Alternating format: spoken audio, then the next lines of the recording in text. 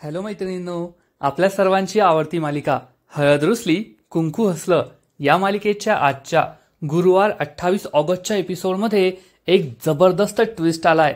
चक्क दुष्यंतने गौतमी आणि त्याच्या बॉसला एकत्र पकडलंय, एका बिछाण्यात रंगे हात पकडलंय। म्हणजेच गौतमीने दुष्यंतचा विश्वासघात केलाय। गौतमीचा खरा चेहरा दुष्यंत समोर आलाय।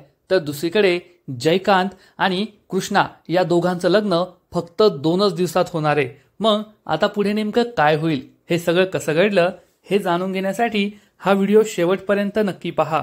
आढळराव हे संपूर्ण गावासमोर म्हणतात की आम्हाला मान्य आहे की कृष्णाबरोबर जे काही घडलं ती आमची चूक आहे, आम्ही तिचा वापर करून घेतला असं तुम्हाला वाटू नये, म्हणून कृष्णाचं लग्न हे रांगणे पाटलांच्या घराण्यातच होणार।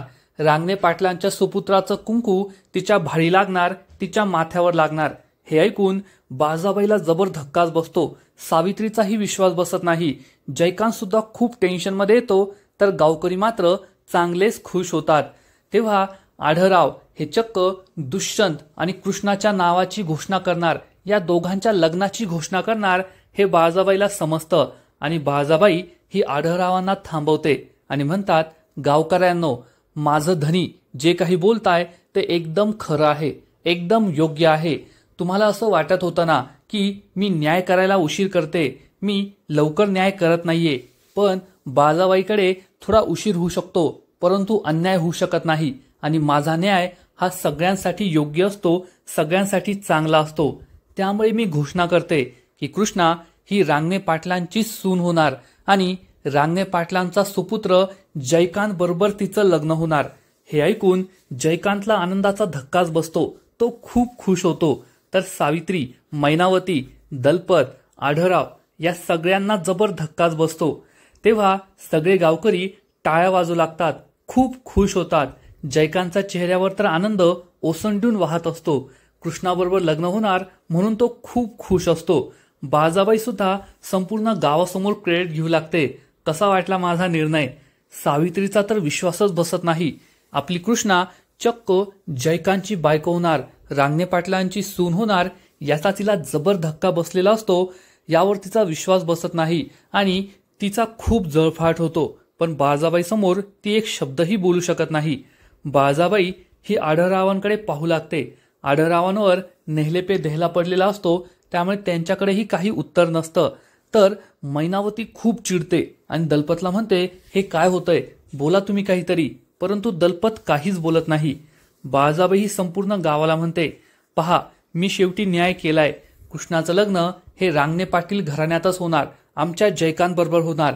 काय सावित्रे, तुला हे लग्न मान्य आहे ना, लवकर हो म्हणून टाक, अशी संधी परत परत नाही भेटत। तेव्हा सावित्री म्हणते, हो बाजाबाई, मी तुमच्यासमोर काय बोलणार, मला सुद्धा हे लग्न मान्य आहे। जयकांत चांगलाच खुश होतो, तर मैनावती खूप चिडते आणि बाजाबाईकडे रागारागाने पाहू लागते, पण एक शब्दही बोलत नाही। तर आढळराव हे सुद्धा बाजाबाईकडे रागारागाने पाहू लागतात।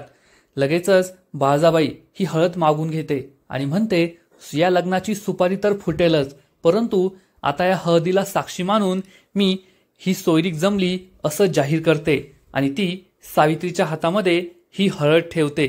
त्यानंतर संपूर्ण गावकरी बाजाबाईच्या नावाचा विजय घोष करू लागतात। बाजाबाईंचा विजय असो, बाजाबाईंचा विजय असो। त्यामुळे बाजाबाई खूप खुश असते आणि म्हणते, गावकऱ्यांनो, तुम्हाला आजच न्याय हवा होता ना, चला तुम्हाला मी आजच न्याय दिला आणि माझ्यासारखा न्याय या जगात, या पंचक्रोशीत कुणीही करू शकत नाही, हे तुम्हाला सुद्धा कळलं असेल। फक्त 2 दिवसात कृष्णाचं जयकांत बरोबर लग्न होईल, उद्या हळद आणि परवा लग्न। हे ऐकून तर जयकांत आणखीनच खुश होतो, तर आढळराव खूप चिडतात। सावित्री ही तेथून निघून जाते। सगळे गावकरी बाजाबाई आणि आढळरावांना नमस्कार करून तेथून निघून जातात। तेव्हा आढळराव हे सुद्धा बाजाबाईंचा विजय असो असं म्हणून बाजाबाई जवळ येतात आणि बाजाबाईच्या हातात हात देतात। तर बाजाबाई चक्क आढळरावांकडे रागारागाने पाहत त्यांचा हात दाबू लागते आणि म्हणते, आढळराव, तुम्ही मला गोत्यात आणायला चालला होतात ना, पण आता तुम्हीच गोत्यात आलाय आणि पुढे काय काय होतं ते पाहतच राहा, असं म्हणून बाजाबाई ही आतमध्ये निघून जाते। आढळराव त्यांचा हात खोलून पाहतात, तर यामध्ये चक्क एक हळकुंड असतं आणि बाळजाबाईने जाणून बुजून ते त्यांच्या हाताला टोचलेलं असतं. त्यांच्या हातातून रक्त येत असतं. हे रक्त पाहून आढळराव खूप चिडतात आणि मनातल्या मनातच एक प्लॅन बनवतात. तर दुसरीकडे दुष्यंत आपल्या पुण्यातील ऑफिसमध्ये पोहोचतो. तो गौतमीला शोधत असतो, पण गौतमी कोठेही नसते. तो आपल्या ऑफिस कलिगला विचारतो, गौतमी कोठे गेलीये, परंतु त्यालाही काही माहीत नसतं. तेव्हा दुष्यंत विचार करतो, कुठे गेलीये गौतमी, तिला मी इतकी आनंदाची बातमी द्यायला आलोय आणि ती येथे कोठेही नाहीये, कोठे गेली असेल, हाच विचार तो करत असतो. तर दुसरीकडे कृष्णा तिच्या घरी सरपण कुऱ्हाडीने फोडत असते. त्याच वेळेस बंब्या तेथे येतो आणि म्हणतो, कृष्णे खूप मोठा घात झालाय, खूप मोठा राडा झालाय, तू गाव सोडून पळून जा. कृष्णा आणि भक्ती विचारतात नेमकं काय झालंय. तर तो बंब्या सांगतो, तुझं लग्न जमलंय, ते सुद्धा त्या हरामखोर जयकांतबरोबर. हे ऐकून कृष्णा आणि भक्तीला मोठा धक्काच बसतो. भक्ती विचारते, तू मस्करी करतोय का, कुणी जमवलं हे लग्न. त्याच वेळेस सावित्री तेथे येते आणि म्हणते, मी जमवलं हे लग्न. कृष्णाला जबर धक्काच बसतो. तर इकडे मैनावती ही बाळजाबाईवर खूप चिडते आणि बाळजाबाईला जाब विचारते, बाळजाबाई तुमची हिंमत कशी झाली माझ्या जयकांतचं लग्न त्या भिकारडीबरोबर जमवण्याची, तुम्ही असं का केलं. बाळजाबाई काहीच बोलत नाही आणि मैनावतीचं सगळं ऐकून घेते. दलपत मैनावतीला शांत बसवण्याचा प्रयत्न करतो, पण मैनावती म्हणते, मी नाही गप्प बसणार, तुम्ही गप्प बसा.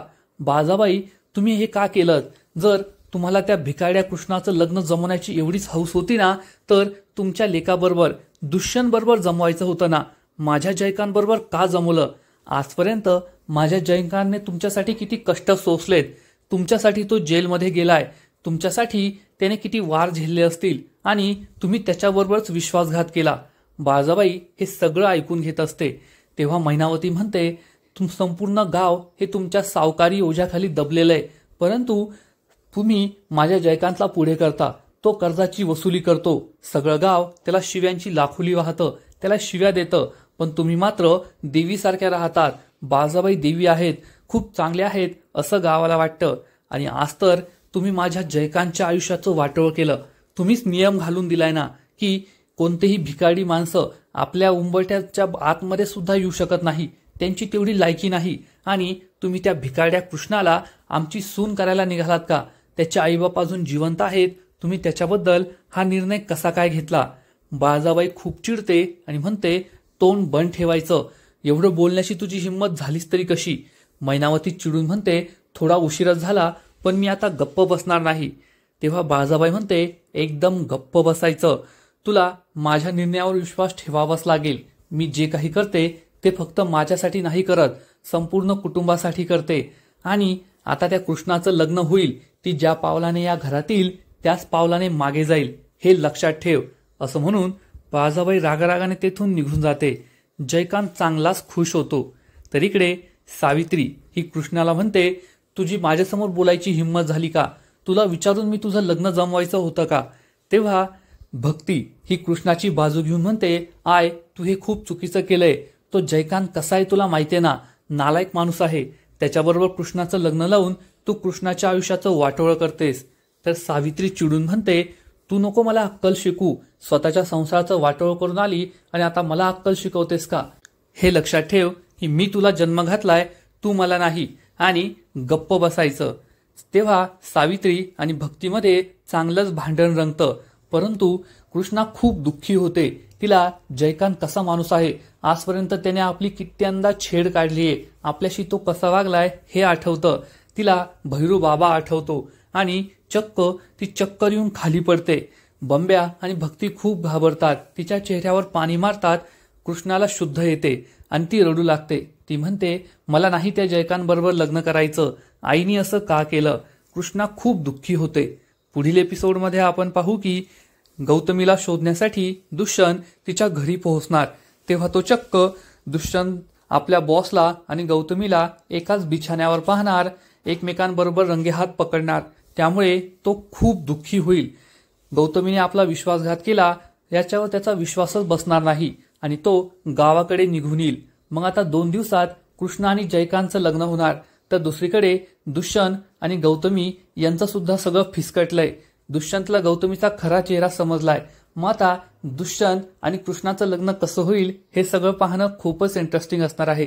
तर मैत्रिणींनो, तुम्ही सुद्धा हे पाहायला एक्सायटेड आहात ना? नक्कीच कमेंट करून सांगा. आणि हळद रुसली कुंकू हसलं या मालिकेचे असेच नवीन नवीन अपडेट सर्वात आधी जाणून घेण्यासाठी व्हिडिओला लाईक करा, शेअर करा आणि चॅनलला सबस्क्राईब करायला विसरू नका. खूप खूप धन्यवाद. हॅलो मैत्रिणींनो, आपल्या सर्वांची